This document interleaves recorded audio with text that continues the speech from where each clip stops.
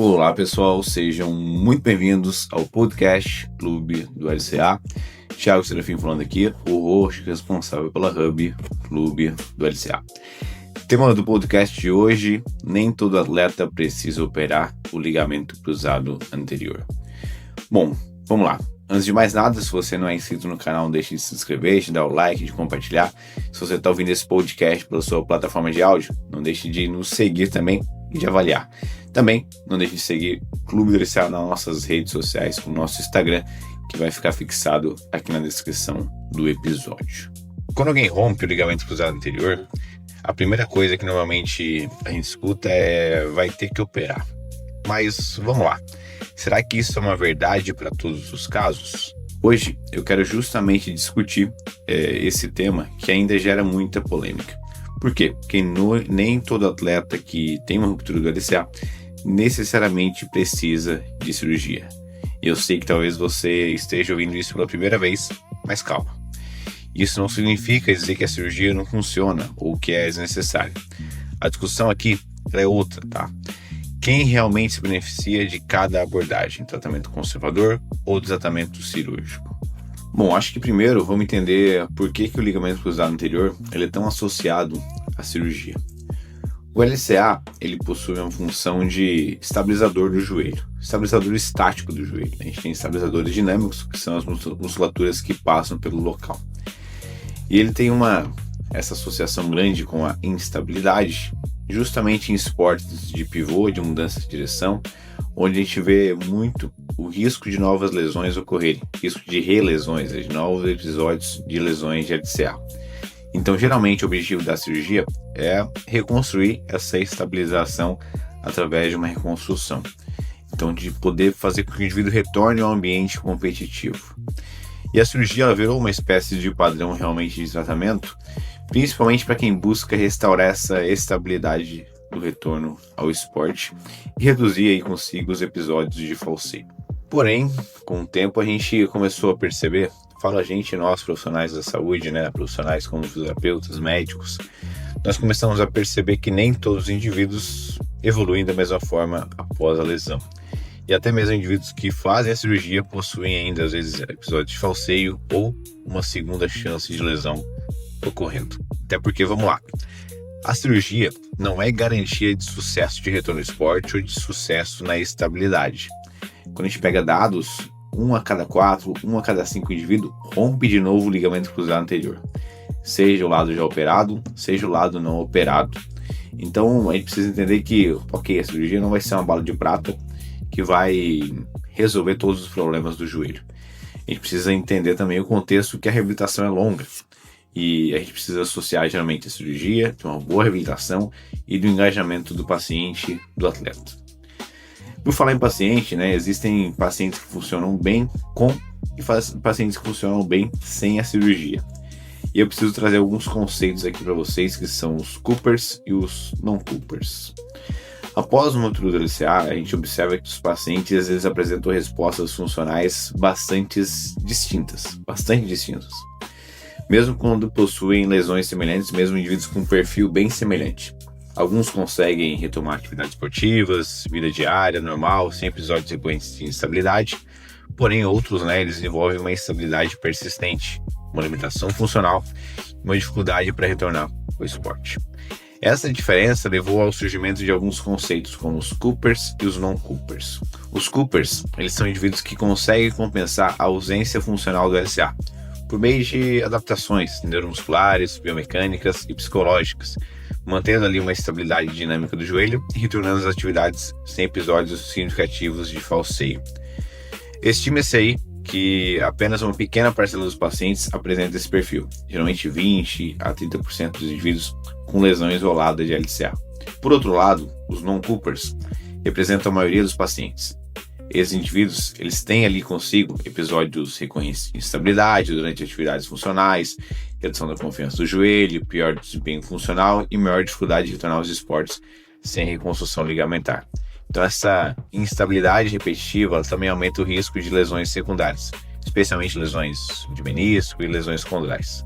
Posso ainda trazer um outro conceito que é os adapters, que é mais ou menos o meio termo entre esses indivíduos, né? Esse terceiro grupo ele costuma ser descrito na literatura como aqueles pacientes que não apresentam estabilidade suficiente para retornar aos esportes de pivô, mas conseguem adaptar o seu estilo de vida, reduzindo ou modificando o nível de atividade para evitar episódios de instabilidade. Sendo assim, eles permanecem funcionalmente satisfatórios, sem necessidade imediata de reconstrução do LCA. Vou dar um exemplo prático dos adapters, um indivíduo que joga futebol, rompe o LCA, não faz a cirurgia do LCA e volta ao esporte sem mudança de direção, como a corrida ou o triatlo. Então esse seria um exemplo prático desses indivíduos, tá? A partir do momento que a gente entende esses conceitos, a gente entende que existem alguns indivíduos que conseguem desenvolver estabilidade funcional mesmo sem a reconstrução do LCA. E claro, existem características que podem favorecer o tratamento conservador. Por exemplo, baixa demanda esportiva, ausência de instabilidade recorrente, boa função do joelho, onde o joelho sem edema, que consegue contrair bem quadríceps, uma boa resposta à reabilitação e a participação esportiva sem esportes que envolvem pivô ou mudança de direção. Então, com isso, a gente precisa entender que, às vezes, o exame de imagem, ele mostra um ligamento rompido. Mas quem decide, de fato, o que fazer a partir disso é o próprio indivíduo, o próprio paciente, a partir daquilo que ele pode, de fato, fazer. Quem decide a função, ela é muito o próprio indivíduo, E qual que é o maior erro dessa discussão, Quando a gente pensa no maior erro, são os extremos, todo mundo tem que operar. Ou então o contrário, ninguém mais precisa operar. Calma lá, não é bem assim. A gente precisa levar em conta aqui a individualidade biológica desse paciente, desse atleta. Qual a idade dele, qual a modalidade esportiva, quais os objetivos, qual o nível competitivo, existem episódios de instabilidade, existem lesões associadas, qual que é o contexto psicológico desse indivíduo. Então, perceba que é um contexto que a gente precisa observar e não apenas uma decisão dicotômica de vai operar ou não vai operar. O tratamento conservador, por outro lado, ele não significa essa ausência de tratamento. Ok, não vou fazer cirurgia, então vou ficar aqui fazendo nada. Não é bem assim que funciona. A gente precisa entender o seguinte: a reabilitação também vai acontecer nesses indivíduos, onde a gente precisa com esses indivíduos trabalhar fortalecimento, controle neuromuscular, progressão funcional também nesses indivíduos e exposição, caso seja o objetivo, exposição gradual ao retorno ao esporte. E claro, deixar o indivíduo psicologicamente pronto, com confiança de voltar ao esporte. Então, o verdadeiro, vamos chamar assim, o verdadeiro oposto, o verdadeiro inimigo da cirurgia não é o tratamento conservador. O verdadeiro inimigo da cirurgia é uma má reabilitação, é não fazer nada.